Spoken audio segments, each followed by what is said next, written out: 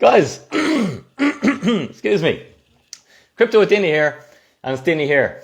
And today what I'd like to do is use my cigars here to try and explain inflation, Bitcoin, and euros to you. So that's the plan of action. I'd like to explain them to you in sort of simple terms, and we'll have a bit of crack. I hope you're having a good day. Thanks for being here. You may have heard me use the analogy before to describe the value of money and fiat currencies by using cigarettes. But I'm now going to try and bring in the value of Bitcoin. So we'll have a bit of crack. Hope you're having a good day. Remember the deal, I'm not a financial advisor, I'm a Bitcoiner. I advise financial advisors all the time. If you are a financial advisor, all your customers ask you, what is this Bitcoin thing? Hit me up for a consultation. I'll explain it to you in easy to understand language. And likewise, if you're an individual and you understand Bitcoin, do my free Bitcoin Basics workshop. It's free. I'll stick the link in the video when I'm done. Anyway, so check this out. I'll have to start at the beginning, just in case anyone, bring everyone. We'll all come together, okay? It won't be a long video, but we'll all come together. So we'll start at the very beginning, okay? So effectively, why is our time saved in euros stolen? Now, I used this thesaurus to find other words because I thought stolen was a bit like, that's a strong word, but maybe diluted is a better word.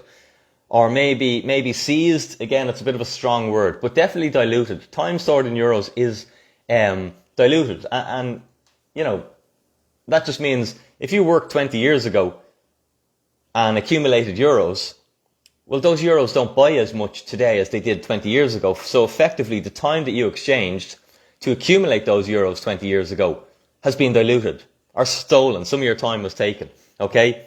And people can speculate that some wild conspiracies as to why that might happen. The elite want to keep the poor and all this stuff, and that's fine. Me personally, I just think it's a systemic problem of fiat currencies. Fiat currencies solve the problem for us of moving value across space, okay? But of moving value across time, apologies. So fiat currencies are great at moving value across space, but they're bad at moving value across time. And we see over a 10, a 5, a 10, a 15, 20 year period, they lose a lot of their value. Okay? So, and our time in Bitcoin denominated terms is protected, is very protected. Okay? Now remember, this is analogies and education. Someone has said there, but you still have euros. Of course I still have euros. Euros are a currency. I need euros. I transact in euros. Euros are, you know, what do we pay our bills and our taxes in? What do I buy my petrol from my car in? This isn't a video to say, ditch your euros, only buy Bitcoin. Settle down, petals. So, here's the deal. There's a prison, okay? I haven't been to jail yet. Hopefully I don't go. But maybe you have, all right? But here's the analogy. There's 1,000 lads in prison, okay? And every month, they're able to smuggle in 10 cigarettes, okay? All the boys are in there locked up. Every month, 10, we call them cigars. I normally say cigarettes because of the films, but I have these cigars here. I got these as a gift. I don't actually smoke them. They look cool and all, but I've tried, and it's like someone emptied an ashtray into your mouth. I'll try again, maybe. I'll try at the end of this video. No, I won't. But there's a prison, okay? There's 1,000 lads locked up. Every month, 10 cigars get smuggled in. So basically, effectively, each individual cigar gets monetized, okay? And that means it gets monetary energy, okay? In that I can exchange goods or services for this cigar, okay? Or in prison, that would be like chores or luxuries. You know, that they would be my goods and services if I was in prison. You know, you've seen the films. There's a lad with the cigarettes. He's like, go on, you do my chores there. You wash the floors for a week. I'll give you a smoke. You know, so things get monetized. Anything can get monetized. If you're a kid in the schoolyard playground and you've little football cards with footballers on them, they get monetized. And coincidentally, the rare ones are always worth more. You know, the Messis that are hard to get, they're always much more valuable, and the abundant ones, I don't know, whoever's very abundant, whoever the bad players are, they're not worth as much. Okay? Property is monetized. You know, property we use to live in, but some people monetize property in that they only purchase the property to create money from it, to use it as a money, to generate money and to protect their purchasing power, to store the capital in it. So anything can become monetized, just like this cigar can become monetized, just like Bitcoin has become monetized. Okay, so let's say I do some serious chores, I do some serious work, and I'm able to get one of these 10 cigars. Alright? And it's got economic energy stored in it, it's got monetary energy stored in it, and I can exchange it for goods or services. Alright? But I've been reading a little bit of Robert Kiyosaki, and I took this workshop with this Crypto With Dinny lad. So I understand about, the basics of how I'm going to get out of this poverty trap I'm in, or how to create wealth. So I know if I consume the cigar, I've turned it into a liability. But if I choose to save it, I can turn it into an asset, because it's something that's scarce and desirable. And, to create wealth, you need to accumulate things that are scarce and desirable, or things that produce a cash flow. Okay? So I hold my cigar. Boom, happy days. I'm going to save it. I'm going to be a saver.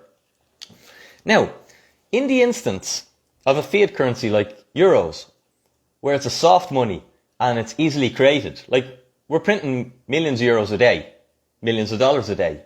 In the bailouts in 2008, we printed billions.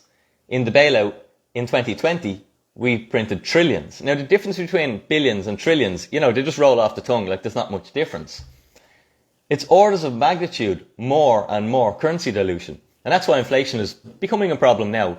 Although us Bitcoiners have been teaching us about it flat out for years and saying since 2020, big inflation's coming, lads, prepare for it. So, the difference between a billion and a trillion is, imagine 100 yards. Just in your head, think of 100 yards. A billion, okay, in the 100 yards, you equally mark spaces 1, 2, 3, 4, 5, 6, 7, 8, 9, 10, all the way to 100. So 1 to 100 of 100 yards. Alright? A billion is somewhere between 0 and 1. A trillion is 99 spaces beyond. So it's orders of magnitude more that our currency has expanded. Now, why is that a problem? Let me bring it back to the cigars. Okay, so I've been working away, I've saved a few cigars, I've exchanged my time for them. Alright, but let's just say a new security guard comes in, and instead of just 10 of these coming in a month, he's able to get 1,000 of them in. 1,000! There's one for everyone now.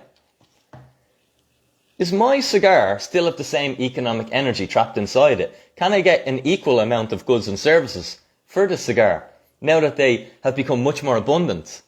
There's more of them in circulation, in competition for the same goods or services? No. Okay? So the value of my cigar was diluted. Alright? And that's what's happening with our euro. That's why everything's going up in price. It's effectively that the currency is going down in purchasing power, and different commodities are rising at different rates. So we don't understand that it's the unit of account, it's the actual euro, the money, that's losing its purchasing power. And we need more of them, more units. So remember, let's say in the cigar terms, we'll try and keep it back at the cigar. And guys, if you learn from these videos and you like them, subscribe, comment, have the crack, give it a like, share it, whatever. Okay? In a week when there was only 20 of these a week, okay, I could have gone to a lad, I was like, here, I'm on chores for the week. I've got a cigar there, do you want one? You can do my chores for the week. And I want your mobile phone for the week as well. And he'd have gone, no bother, Dinny. Fucking right, I'll do all that for that cigar, because I'm mad for one, and there's not that many of them. But now in this new world, where everyone has one, and I'm going, I'll do all that, that prisoner would be like, nah, that's not economically viable for me anymore. I'll do your chores for 2 days, Dinny, and I'll let you use my phone for a day. And I'd have to go, okay, right, yeah. So the value of my cigar is diluted by expanding the supply of the cigar. So what happens with our euros? Okay, it's happened since we've used fiat money, because it's not hard money, it's easily created. Okay? But Bitcoin, let's just put it to Bitcoin. Let me just have a sip of water here. Have a few puffs off this, bear with me now. Hold on.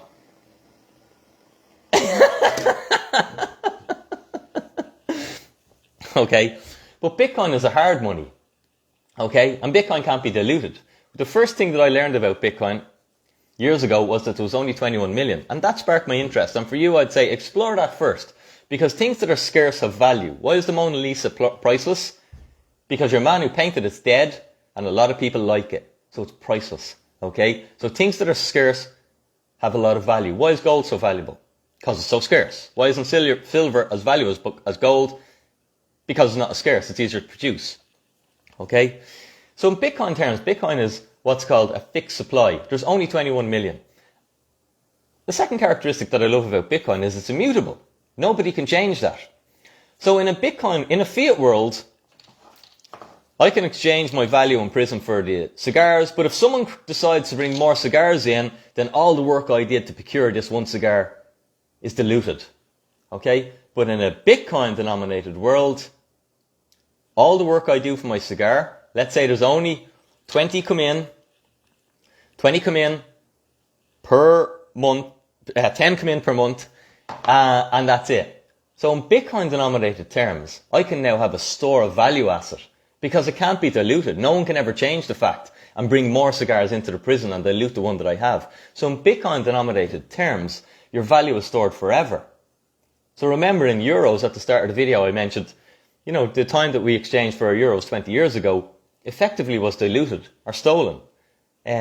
Because those euros today don't buy me as much stuff. I need more euros. So effectively the time I exchanged to get them was diluted. But in Bitcoin denominated terms, that doesn't happen.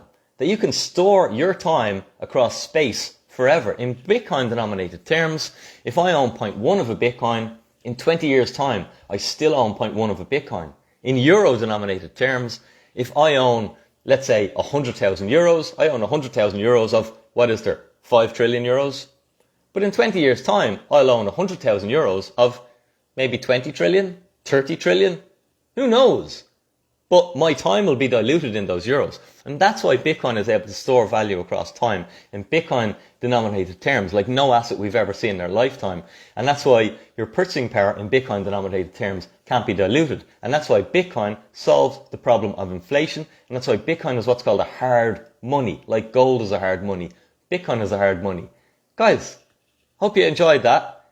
If you got some value, throw a comment in. If there's anything you didn't understand, throw a comment in and it helped me learn, what I need to tweak and try and use my cigars to have a bit of crack and explain how Bitcoin is a store of value and how it can help us protect our purchasing power.